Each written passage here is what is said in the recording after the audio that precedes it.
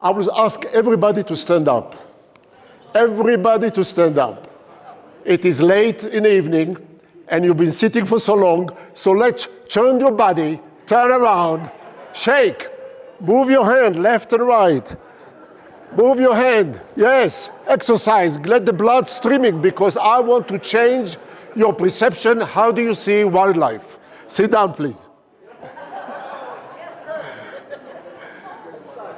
Before I continue, or before I start, I want really to compliment the people that have been before me on this stage for the past 2 days. Each one of them was amazing, outstanding presentation, a lot of heart, and a lot of heart and art and patience in life. And I hope I can continue to share the same kind of quality of event. This is how we look for explorer. And this is what the modern time to be exploration. But somebody mentioned earlier during this evening or during this day that the water is about 71% or 72% of our planet. I decided to be exploring underwater. This was me almost 60 years ago. Almost. That's just how I started diving. This was in the Red Sea, in the Sinai Desert between Egypt and Israel. I had few mentors. They don't know that. I know it. One of them, anybody know this person? Cousteau. And anybody know this person? He was even before Cousteau. And this is Hans Haas from Austria. Anybody know the person all the way to the right? The person on the right, Buzz Aldrin, the astronaut, the second man on the moon. The woman in the middle, somebody mentioned her name this afternoon, Dr. Sylvia Earle. And the person on the left altogether is not Omar Sharif, it's me. All right. I'm going to take you now for 2.5 minutes. I'll be quiet, and you'll be able to see a trailer for a movie which made about my life.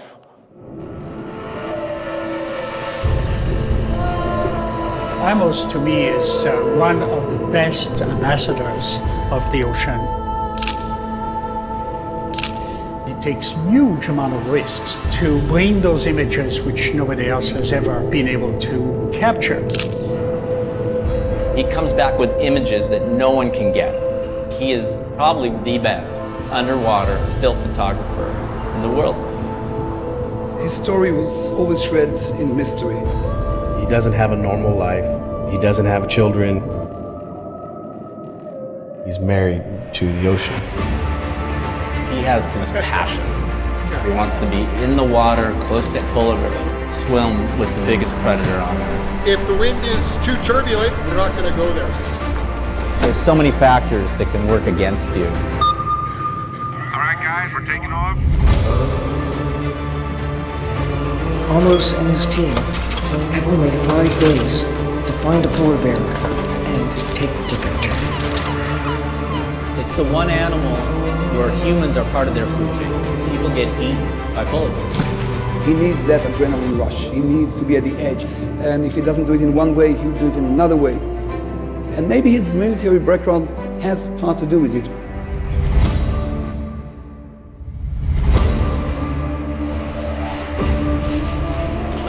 What happened to Amos in the army is a mystery. He didn't come home, really. I can see blue sky compared to see flames.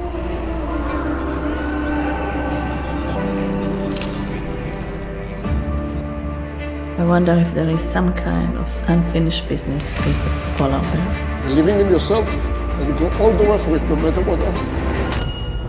And this is all the power of being. Amos wants to prove that those large animals aren't our enemies, and that we can live with them in harmony. Nano.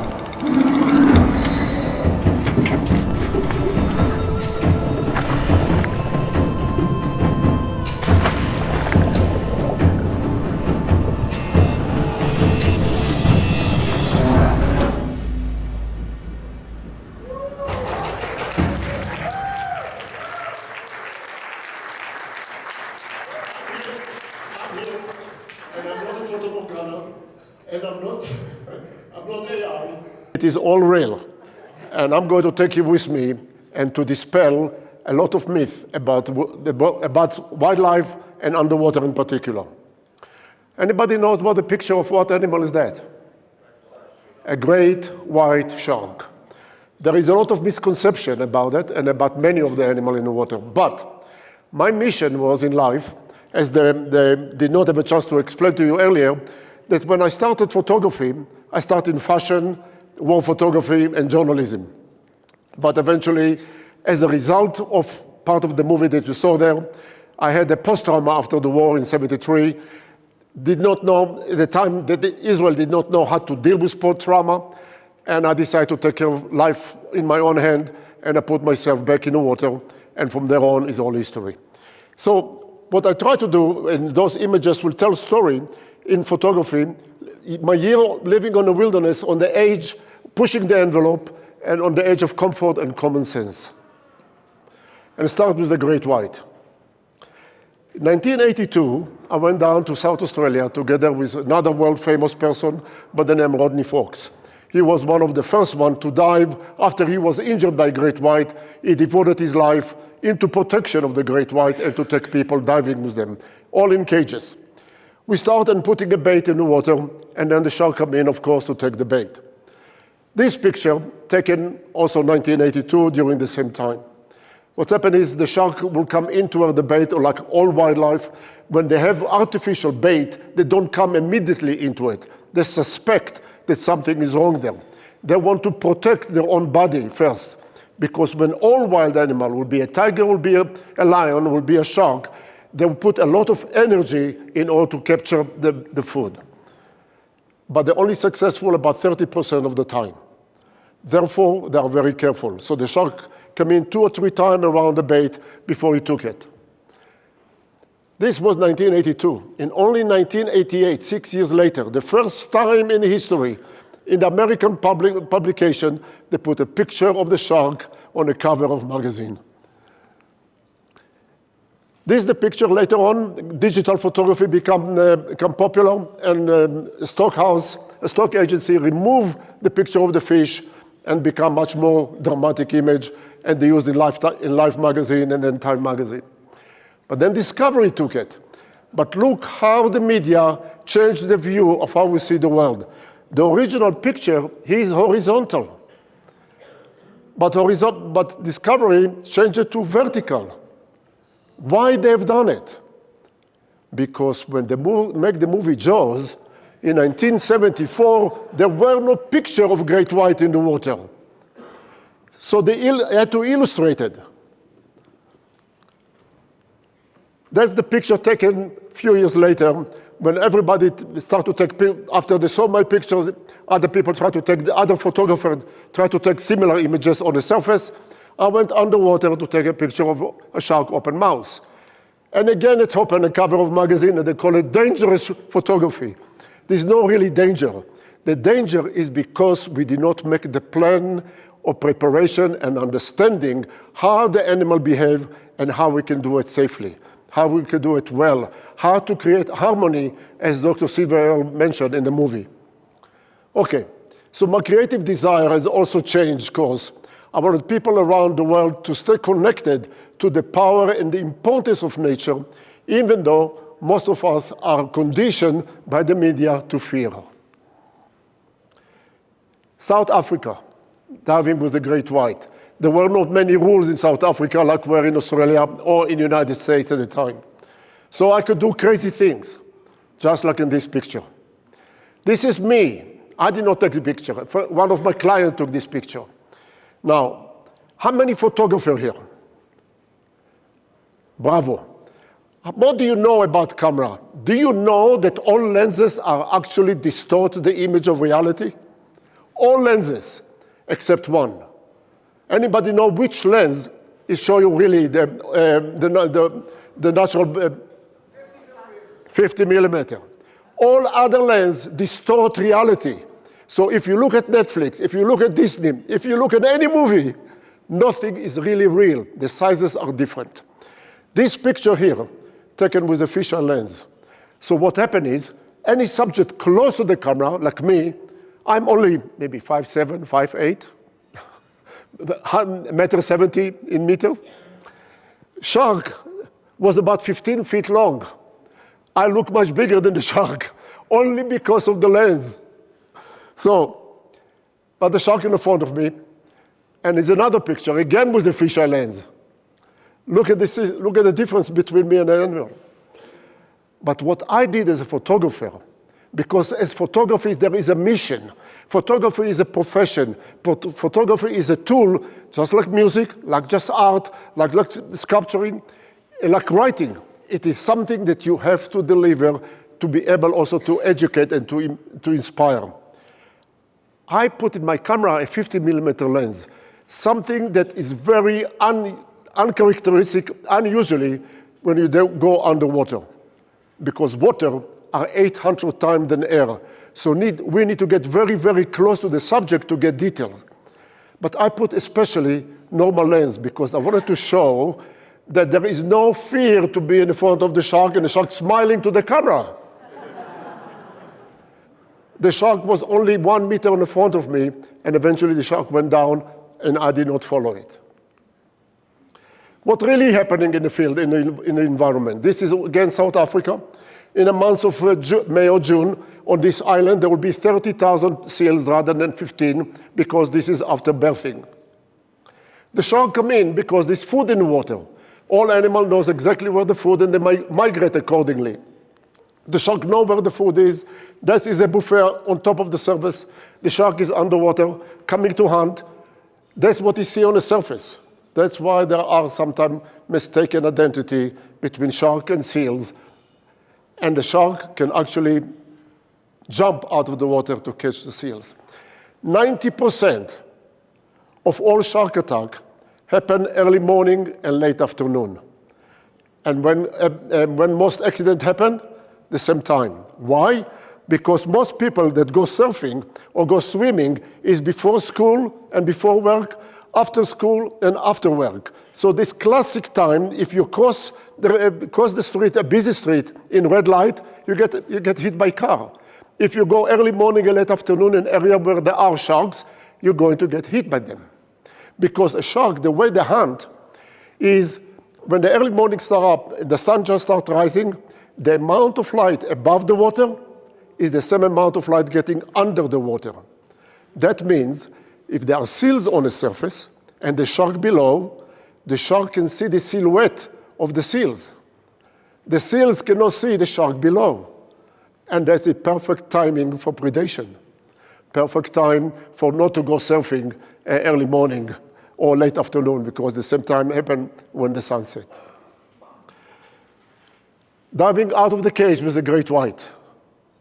That was the cover of magazine this week, right now in the United States, in the magazine, the Scuba Diving Industry News. And that is taking advantage of the sun, like in Hollywood. I was diving under the shark to get him lighted up in the studio underwater. In the studio underwater, I went to look for something else. Anybody knows what this animal? What? What else we know about the blue whale? The largest animal ever lived is actually a modern time dinosaur. Because during the time the dinosaur on the planet, blue whale could not survive here. But when the dinosaur disappeared, eventually a blue whale can exist and is over 30 meters in length, almost half the size of this room. Can you imagine? They are solitary. They actually live alone. They migrate along the coast between the equator all the way to Antarctica, off the equator all the way north to the high Arctic. But in order to illustrate really what it looks like, what is 30 meters long, I took a small plane up in the air, radio with the boat, which the boat is about 10 meters or 30 feet long or 35 feet long, and asked them to swim or to cruise alongside of blue whale along the coast of California. And that's what we got. So you really see the size of it compared. The heart of a blue whale, it is about 4 tons. It's the size of a Beetle Volkswagen. And that is the head of the blue whale, which is almost 1/3 of the body, just the head. The person in the picture is me. This is in Sri Lanka in 1982, before the war with the Tamil. This was an emission for National Geographic. So the local people did not know how to take picture. I had to train them to press on the button and shoot, because at the time it's still film, 36 frames in one press, one time. Only one picture came well. This is in Timor-Leste just about 3 years ago, and this is when 2 divers that were part of my team that we were able to swim with them. And this is one of those rare images, rare moment, where a mother blue whale escorting a young one all the way back to Antarctica on a migration that goes over 6,500 miles, all the way from the Banda Sea in Indonesia, all the way to the Antarctica. All whales, including a blue, can actually have to sleep during the time they're in the water. But all mammals, when they sleep, is half a brain alive, half a brain awake, and half a brain is asleep. I got a moment when to photograph the blue whale sleeping just on the surface of the water. But just on the surface of the water, this is in the Sea of Cortez, a blue whale was resting on the surface, also sleeping. He did not know that I was arriving. It was a long story, I'll not tell you right now, but eventually I was able to come behind it, take a fisheye lens, again like the one before, put the camera almost 4 inches from the water, photograph all the way, and you see Catalina Island behind it. The blow of a blue whale is about 10 meters long, 30 feet to go up, more than any other whales. And the beautiful sun tail rising out of the water in Baja. If we talk about whales, there is the most common and the one that we are very comfortable with and very they are very friendly to people, or people friendly with them. Here is a mother supporting her young one, swimming on the surface, only about 2 weeks old in the island of Tonga. The male will go down to about 30 feet, about 10 meters, head down, and will start singing, attracting the female. But in the water, which is, the water are 800 times denser than air, is the best acoustic in the world. When the humpback whales start singing, you feel it, and you are in the water with them, you feel it through all your body, throughout all your cellular level, something that you not hear in a Carnegie Hall, not on a Opera House in Sydney, not anywhere else. This is what the unique opportunity to be in the water and to enjoy this time together with the whales. And then we send one of the divers to swim along the side, and you see the size difference between the person and to the whale tail. Sometimes the a male looking for a female, and he did not find her, but he find a person in the water. They start dancing with each other. We call them Romeo. And the diver was swimming to the left, and the whale went to the left, and to the right, and the whale went all to the right. This was a dance on the water. They have an amazing ability to jump totally out of the water, and they have also the ability to do what they call bubble feeding. They go deep in the water, blow bubble, the plankton rise toward the surface, and they follow it all the way up, and then you see the mouth fully open when they take the plankton in their jaws. And that's what you look the baleen, which is actually the same material as our fingernail, and this is how they filter the water and swallow the krill. Kayaker toward the tail, you see again the size of human together with the animal, and if you do it right, and if you do it with harmony, you do it gently and in consideration, be able to get close and to feel the moment to be in the wilderness. And of course, the rising of the tail of the humpback. So my intention is to help to lift the spirit by learning how to observe wildlife respectfully, which leads to the awesome experience and promote conservation. Continue for the exploration, not just on underwater, and also to the top of the world, actually to the footsteps of the Himalaya, especially looking for the animal that today become more popular to see it, but at the time in 2000, 2004, is for the snow leopard. Snow leopard known to be living very, on top of the mountain and come down usually in the cold months toward the lower elevation to prey on the livestock of the farmer. And we were able to follow them and to find them very rarely. At the time, it was very rare. The movie, The Life of Mitty, if you remember the movie, together with Sean Penn, we found the snow leopard out between these two rocks. She was sitting there from early morning, and we are observing, and nothing happened. She did not do, like all other wildlife, they will not do anything until either very early in the morning or only late in the afternoon. And we're sitting there up on top of the mountain, just to see here, all this team, and you see the X, this is what she was. There was a canyon between us, almost 900 feet between us, almost 1,000 feet, 300 meters. And we're sitting there and waiting. It is cold. We are 5,000 feet above, 15,000 feet above sea level.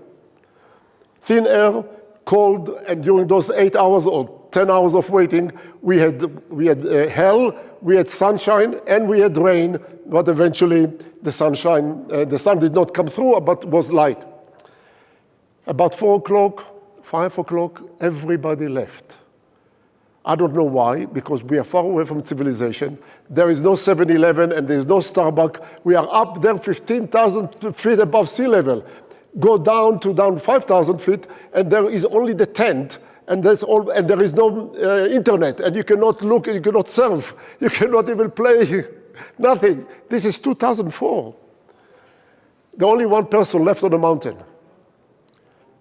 And then I heard the noise. And she moved, and I moved my camera at the same time, and then another one showed up.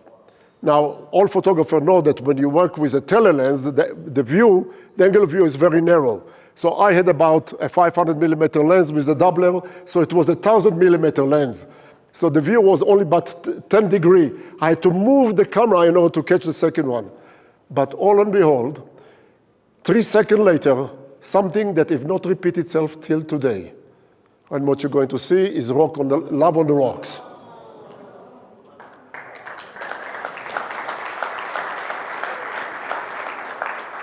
There is nothing like Mother Nature. And they continue loving each other.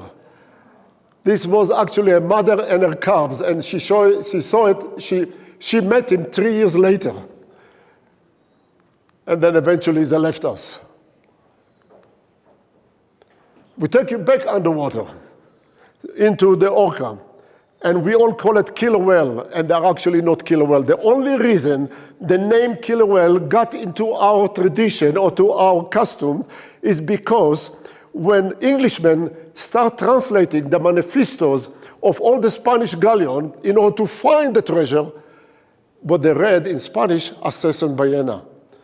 And what the navigator at the time, in the 14th, 15th century, what they did, they just wrote a story about what they've seen. And they were talking about seeing an animal that eat other animals or other whales, and they call it Access and Ballena. Orca is actually not even a whale. It's only dolphin with teeth. So we can swim with them. We can be in the water with them. There are about 3 different kinds of orcas in the wild, at least in the open water before Antarctica. In Antarctica, there are 5 different species of orca. In the northern hemisphere, southern hemisphere, there are about 3. There are nomadic, transient, and nomad. They are different between them. We will not get to the detail because this is another class in biology. But here we are together with the resident orcas in Norway, and the same thing in Canada. They are feeding mostly on a herring. They will come in great number in early October, November. Right now is the time to be there. My friends just sent me a picture yesterday. They see a part of 15 of them attacking the herring, but they will swim very fast into the school of herring. And that's, you see the energy that put behind them, and they come closer into the school of herring. And what happened is they need to bring the herring up toward the surface. So the whole pod of about 10, 12, or 15 of them, they will go underwater, They carousel, they move in circle around like the Indian did. They'll move circle around the herring, start blow bubbles, and then the herring goes fearsome, rise toward the surface. Only then the orca can feed. And how? Because the orca will come into the school of bait ball of herring, and the orca will apply their tail. They create a tsunami underwater of wave, powerful wave, which will knock 20, 30, or 40 herring at a time, and they will take that one by one. And here you see the tail inside the ball of herring. And sometimes we see 2, sometimes we see 7, up to 10 or 15 of them. And we can swim with them safely. There've never been any accident with orcas in the wild, and I took about almost 400 to 500 people to swim with orca from early 1990 till about 2010, and never been any accident with orca in the wild, but there is one in the SeaWorld in Florida, only because a person that was drunk jumped into the pool, and eventually the orca kicked him out of the water, and he crashed on the cement. As you see, mother and cub in the water, because they are feeding well, and there is a good sign. But unfortunately, there is a different story that we don't see very often. This is the only picture of its kind till today. There was a part of National Geographic movie about the orca in the wild of Norway, and what we see, the mother carry her dead calf. Young mother will be mourning about her cub for about 5 to 7 days before she let go. Experienced mother that went through losing her babies, they will, after the first day or second day, they let go. But here is a moment. And the reason of such a high mortality of all whales, about 30%, is because of pollution in the water. And what happened is, all the pollution that we come either from river, from construction, from oil, from whatever we put in the water, connect to the krill, or to the plankton, to the krill, from the krill to the herring, and from the herring into the mother. And she gives a concentrated milk to the young one, and the young one does not have the strength ability to move with the pod, and eventually they pass away. The beauty of the fjord is there was a sunset in one hand, moonrise in the other, and the sun reflecting onto the moon, and then the orca passed by under the light. Hollywood cannot make it. My art conveyed the simple and yet often forgotten truth that animals have feeling, needs, and fear, just like us humans. I'm going to take you to another story, close to my heart, because it just happened last September, or just about 2 months ago. And that is a story about a black leopard. Her name is Giza. There are only one black leopard in the world that we know that is comfortable with cars and come close to people, or close to cars. There is another one in India, but very difficult to see it in a camp called Kabini. But here we are in Kenya, and that's Giza. Giza gave a birth just about in November, December 2024. The cubs will stay with her only till about maybe April, May, because by then they will be old enough, 18 months, and they will leave her mother. So it's the only black leopard family that we know, and the cubs are spotted. They are not black. And the reason she is black, and that's the male, that's the father of the young one. That's her husband, perhaps. And that's the mother with the 2 cubs. And she's licking one of them. The female on the bottom, she has two cubs. The boy is the one that looks you directly in the eyes, and the female is the one on the bottom. And they are both of them comfortable with each other. And that is a living right now. So part of the work that I do as a photographer is seeking and looking for particular conditions in the wilderness in order to document them and to encourage people to understand that wildlife are important and they have very sensitive condition in the wilderness to continue surviving for now and for the future. The mother and the cubs, and there she is looking at us. And that is one of the predators that she is big concerned about. This mother, or Giza, have been very brave and very capable, protecting them from the lion, from the hyena, and from the wild dogs. Oh, what's happened? wild dog, and the hyena. And here she's going together with them, and you see the size different and the beauty of this contrast. Oh. She will hunt, and she will hunt mostly at night, because during the daytime she has a big disadvantage. One, because she's very easily to be spotted as being black, but also she's black, and black absorb all the light, all the sun, and she need to cover and to hide all the time in the shadow. But only at night she can go out and hunt successfully for the dik-dik. And here she goes. And here she goes. And the young ones are really strong and powerful and able to move very vividly and very happily. I'm maybe too far away from the click. All right. Last but not least, compared to the last one, it is a fast trip into Antarctica. And Antarctica, we go on a sailboat, not on a big motorboat, to experience it, to feel the power of the ocean, the power of the Southern Sea. Water temperature, as you see, is about 0 degrees Celsius. And here we're swimming along the iceberg. And here's the penguin, the gentle penguin that are watching because they're concerned about the leopard seal that be in the water and maybe attacking them. And the leopard seal is there. So the photographer go out to the water and make an attempt to take their picture. And here is a buddy that was with me that I took a picture of him. And here is the story about how to deal with a predator also in the water. Just like the elephant that somebody showed before, from the elephant you not run away, you stand your ground and you create rapport, create a position with them. The same thing with the leopard seal. But when you come up with a camera, when they look at the camera in the dome, it is like looking in the mirror. A leopard seal is solitaire and also territorial. So when you see it, look at the camera, you look at another animal, and you start to try to scare it away or to push it away. So if we start to run, they will chase us because they're much faster. If we go toward them, they will be much more agile to be able to go behind you. But if you stay still, just like here, they just open their mouths big, try to scare you even more, but then they go away and play, and they go after what they go for, hunting the penguin. That's the picture you probably some of you have seen in many magazines or cover around the world before. It's a moment where the leopard seal really play with the penguin. They drown them first and only they prey on them. And I will show you exactly how it happened. So it's not just enough to tell the story, but how you demonstrate, you illustrate how powerful, how amazing those animals, how they can remove feather. By the canine teeth, the skin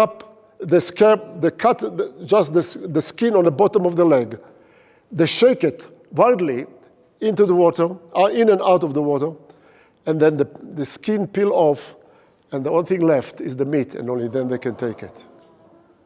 That's the power of Mother Nature. And that's the power of animal, how they can survive in this wilderness. And eventually they play in front of the camera. So as long as we not interfere with them, as long as we not come ahead in front of them and in front of the head, only shadow them or parallel to the animal will be able to be along with us and we live with them in harmony. The same thing with the polar bear.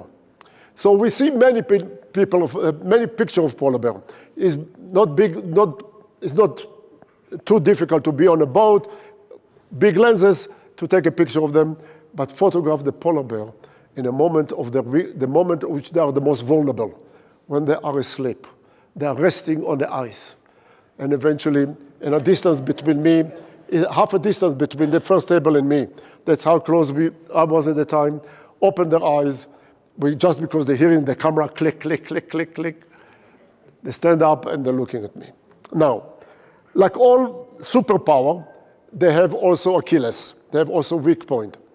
And the weak element of polar bear is we cannot smell. That means that I am responsible to figure out when is the time or the right moment and the wind blowing toward me, not for me toward them. And only then I'm in advantage, I can take this kind of picture. So it's a lot of preparation planning and coordination with the Inuit guide that take us there and to be able to keep us safe.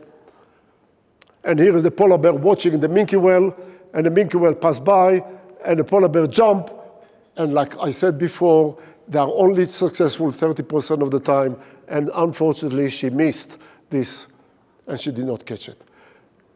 She left, and a moment where this big leg, big foot, put the pressure on the ice, no matter how thin, and despite the fact she is about 300, 400, or 500 kilo, she does not sink or break the ice because she has a very big foot to go through and share between 4 legs. Mother Nature and her ingenuity. The mother and the 2 cubs walking on the ice, she need to give them, she just got out of the den, she did not feed for about 4 months, she now need to feed the young one, and she's hungry, and she need to create the milk, so they are looking for food. We are looking after them, shadow them into the fjord up in Svalbard. She's looking for the holes on the ice that the ringed seal made it during the winter time. And that's the hole of the ringed seal. The ringed seal make those holes in order to breathe. And when they give birth, they also leave the young one there until the young one is able to swim, which will take about 10 days to 2 weeks' time. This a young ringed seal that just born about maybe 2 or 3 days early. Is the mother and the cubs. What do you think a polar bear going to feed on? On the mother. It's all full of blubber. So a polar bear, she will come, when she identifies of all the holes on the ice, there is one that maybe a mother will be there. She will sit there for an hour and wait and wait and wait, because she knows that the mother will have to come in to feed the young one. And eventually she jumped into. We were sitting on the ice for about 4 hours, waiting for the moment this to happen. And then she come up with the ringed seal in her arms. Only picture of its kind ever caught in life, in a moment. But eventually, also polar bear could do water. So Spielberg made the movie about great white and make everybody afraid of shark. And then we try to correct it. I said to myself, if Spielberg did that, what can I do different without scaring, actually with creating understanding that if we act responsibly in the water or in the wilderness, we can live in harmony with the wildlife. So I decided to go in the water.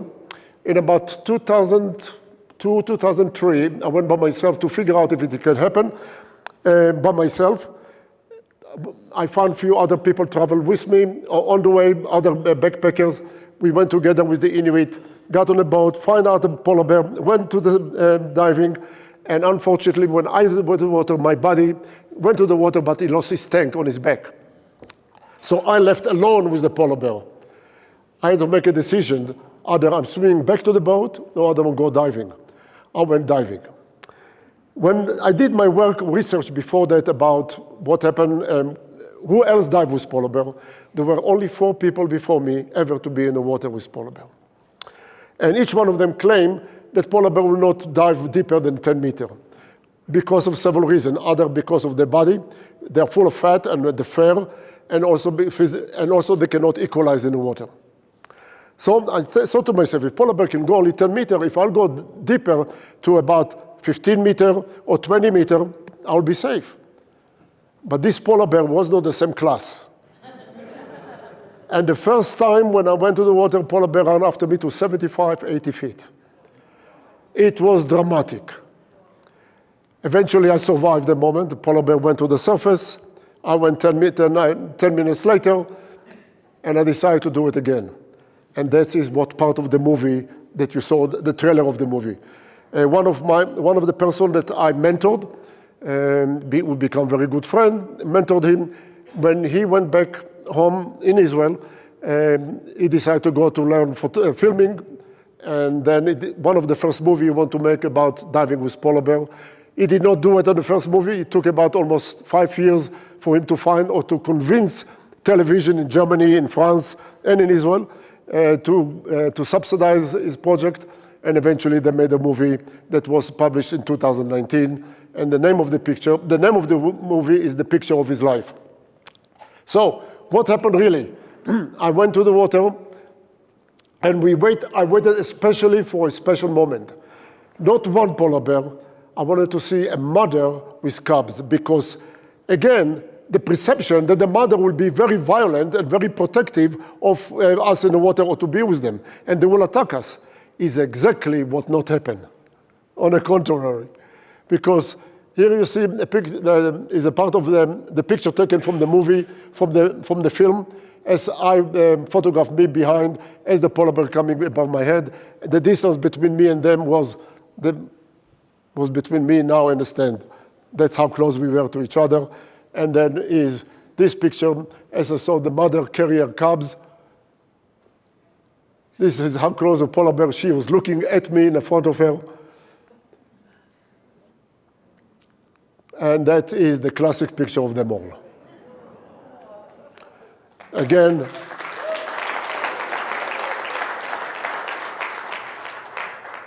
so to date, 12 people have actually landed on the moon. Over 6,000 people summited the Everest. Only 6 people, only 6 filmmakers have dived with and filmed polar bear, but only one filmmaker and one photographer ever photographed mother polar bear and her 2 cubs underwater.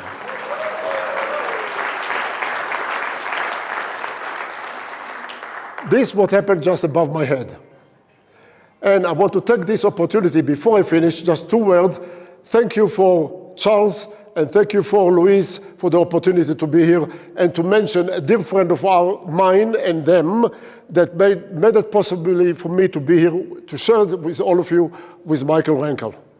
Thank you, guys.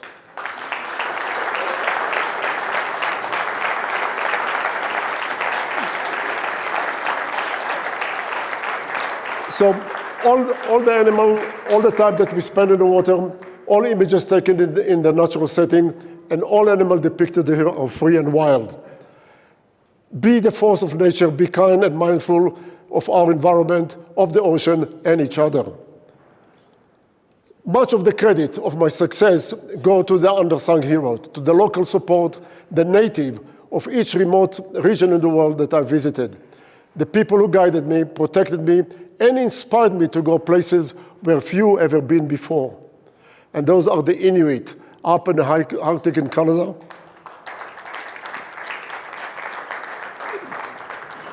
That is the team of people that been with me in the movie. The team of brothers. That's the team of people that took me to Ladakh in India, that come actually from Tibet and helped me to find the snow leopard. This is the team of people that went with me to photograph the polar bear. And the team of people that helped me to be together in the water in California with the blue whales. And this is the team that worked with me in Africa with the black leopard. So all those people are as important, or probably more, than I'm standing here, because without them, I never can be there together with you and sharing those images. So thank you, guys. Thank you, everybody.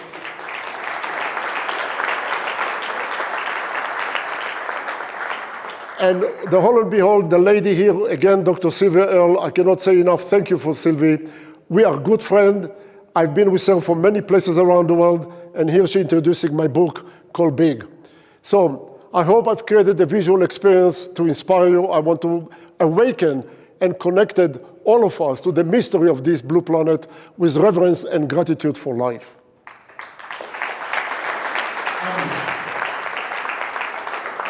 Thank you, everybody. Picture of His Life, the name of the movie, if you want to follow up. The world is in our hand. As all other photographers and filmmakers that we have seen during the past 2 or 3 days, each one of us brings a story that is amazing, and we have responsibility to continue, make it good for the future generation. Thank you for coming with me for this evening. Until the next time.